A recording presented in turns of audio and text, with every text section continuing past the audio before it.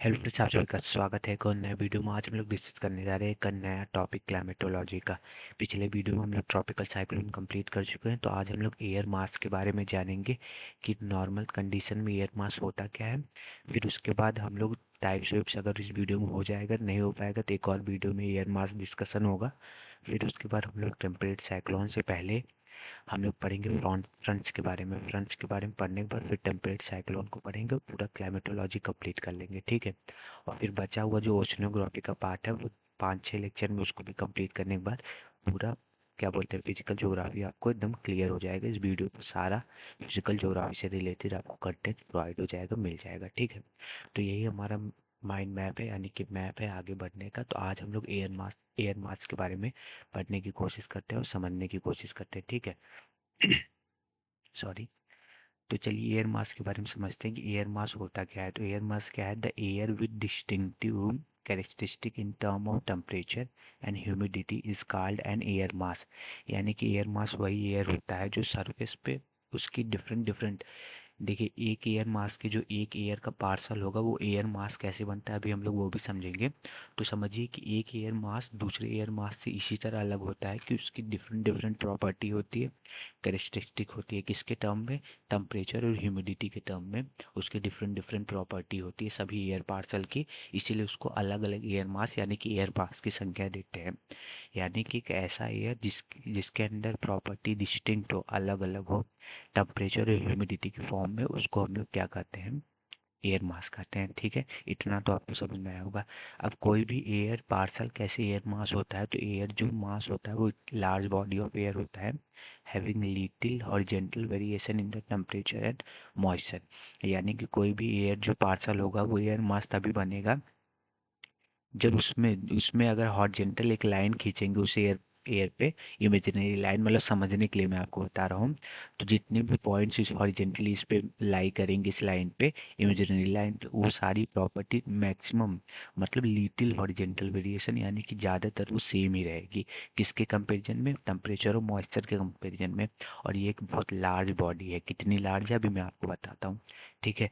कोई भी air parcel air mass कैसे बनती है? तो एयर पार्सल जो है वो किसी भी जगह पे 5 से 7 दिन अगर स्टे करती है तो वहाँ की प्रॉपर्टी एक्वायर कर लेती है, यानी कि ग्रहण कर लेती है, ले लेती है। तो उसी को हम लोग क्या कहते हैं? पार्सल कहते हैं, ठीक है, ठीक है। तो air parcel, sorry, air parcel नहीं, एयर मास। तो एयर पार्सल जब 5 से 7 दिन किसी एक ही सरफेस पे रहती है, मतलब वहीं पे स्टे करती है, रहती है, तो वो प्रॉपर्टी वहाँ की एक्वायर कर लेती है। इसीलिए वो एयर पार्सल से एयर मास बन जाती है, ठीक है। तो air masses form an integral part of the global planetary wind system।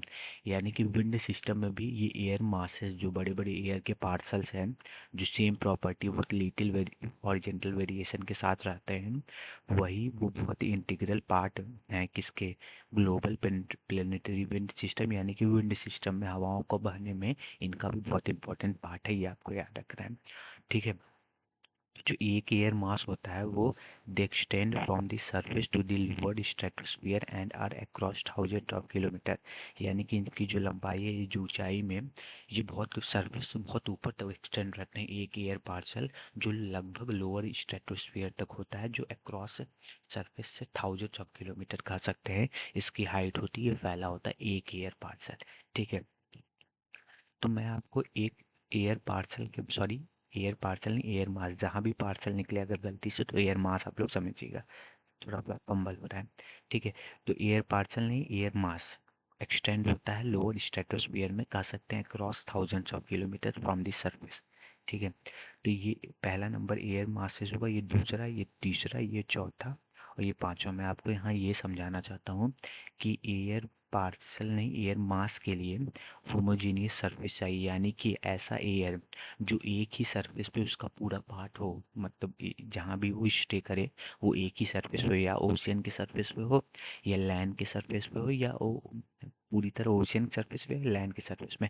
ऐसा ना हो कि आधा, जैसे 4 नंबर एयर पार्सल आप लोग देखेंगे तो ये आधा लैंड पे है आधा ओशियन पे है, तो इसकी जो हॉरिजॉन्टली प्रॉपर्टी है ये वेरी हो जा रही है ज़्यादातर, क्योंकि लैंड पे हमारा मॉइस्चर कम होता है और ओशियन में हमारा मॉइस्चर ज़्यादा होता है।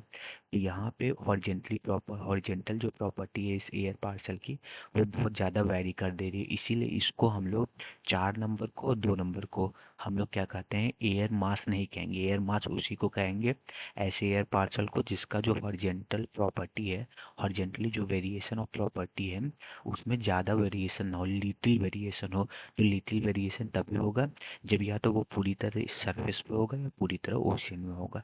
ठीक है, ये बहुत इंपॉर्टेंट फैक्ट है किससे रिलेटेड, एयर मास से रिलेटेड, कि उसके लिए होमोजीनियस सरफेस चाहिए। तो कंडीशन अब देख लेते हैं कि कोई एयर पार्सल कैसे एयर मास बनता है, उसके लिए कौन कौन सी कंडीशन रिक्वायर होती है। पहला तो मैं आपको जो बताया कि उसके लिए सरफेस जो हो वो होमोजीनियस हो, यानी कि लैंड हो या तो वो एयर पार्सल लैंड पे हो या ओशियन पे हो, ये दोनों में से एक ही पे हो, तभी वो एयर पार्सल एयर मास बन सकता है। ठीक है, और इसके लिए वॉस्ट सरफेस चाहिए, क्योंकि मैं आपको बताया कि ये एक्सटेंड होता है काफ़ी ऊंचाई तक और नीचे सरफेस पे भी बहुत फैला रहता है। तो एक एयर पार्सल एक एयर मास तभी बन सकता है जब हमारा वॉस्ट सरफेस हो। और इसके लिए आइसोट्रॉपिक सरफेस भी चाहिए। आइसोट्रॉपिक सरफेस का मतलब सेम टोपोग्राफी हो, यानी कि ऐसा ना हो कि माउंटेन के बीच में कोई वो हो, क्या बोलते हैं, एयर मास, एयर पार्सल, तो वो एयर मास नहीं होगा, क्योंकि माउंटेन्स के ऊपर और सरफेस के करीब का जो एयर मासेस है उसमें थोड़ा सा वेरिएशन ज़्यादा होगा। तो हॉरिजॉन्टली वेरिएशन ज़्यादा पाने के कारण वो एयर पार्सल एयर मास नहीं बन पाएगा। तो इसके लिए सेम टोपोग्राफी चाहिए, यानी कि प्लेन सरफेस चाहिए, या माउंटेन पे बने या प्लेन पे बने। ठीक है, ऐसा सरफेस। और ये एटमॉस्फेरिक स्टेबिलिटी जहाँ भी होगी वहीं पे ये एयर पार्सल एयर मास बनेगा, यानी कि एटमॉस्फेयर स्टेबल होना चाहिए, क्योंकि एटमॉस्फेयर स्टेबल रहेगा तभी सरफेस पे हमारा, क्या बोलते हैं, एटमॉस्फेयर स्टेबल कब होता है, जब हाई प्रेशर कंडीशन होता है, जिसके कारण हमारी जो हवाएं हैं, जो एयर पार्सल, वो सरफेस पे ही करीब ही रहती हैं, वो ऊपर उठने की कोशिश नहीं करती। तो सरफेस पे ज़्यादा समय तक अगर एयर पार्सल रहेगा तो उससे हमारा एयर मासेस वो बनेगा। ठीक है, तो ये हाई प्रेशर कंडीशन कहाँ कहाँ होता है, ये सब ट्रॉपिकल हाई प्रेशर बेल्ट के अलॉन्ग और पोलर हाई प्रेशर बेल्ट के अलॉन्ग ये हाई प्रेशर कंडीशन होता है। तो वहीं वहीं ये एयर मासेस पाए जाते हैं, ये आप याद रखे रहेंगे। ठीक है, अब हम लोग इसको तो टाइप्स नहीं बोलेंगे एयर मास को, लेकिन दो भागों में हम लोग एयर मासेस को पढ़ते हैं। एक हमारा वार्म एयर मास होता है, एक हमारा कोल्ड एयर मास होता है। तो वार्म एयर मास और कोल्ड एयर मास को कैसे हम लोग समझेंगे, तो इसको हम लोग अंडरलाइंग सरफेस के अकॉर्डिंग समझेंगे, यानी कि जिस सरफेस पे ये एयर का पार्सल होगा, और अगर वो एयर का पार्सल उस सरफेस के टेम्परेचर से अगर ज़्यादा होगा, जैसा कि आप लोग देख रहे हैं कि इस सरफेस पे एयर का पार्सल है, तो वो अगर सरफेस के टेम्परेचर से एयर पार्सल का टेम्परेचर ज़्यादा होगा तो वो हमारा वार्म एयर मास कहलाएगा। अगर एयर मास का टेम्परेचर सरफेस के टेम्परेचर से अगर कम रहेगा तो वो हमारा कोल्ड एयर मास कहलाएगा, एयर मासेस कहलाएंगे। तो बेसिकली मैं आपको एकदम क्लियरिफाई कर दिया हूँ किसके बारे में, एटमॉस्फेरिक स्टेबिलिटी से रिलेटेड, सॉरी, एटमॉस्फेरिक स्टेबिलिटी के साथ साथ एयर मासेस के बारे में कि कैसे वो रिलेट करता है। ये सब मैं आपको बेसिक जो इन्फॉर्मेशन है वो एयर मासेस के दे दिया हूँ। अब अगला जो वीडियो आएगा वो भी एयर मास से रिलेटेड आएगा, उसमें हम लोग क्या कहेंगे, उसमें हम लोग देखेंगे कौन कौन से सोर्सेस से, इसका मतलब कौन कौन से सोर्स रीजन है जहाँ से इसका ओरिजिन होता है।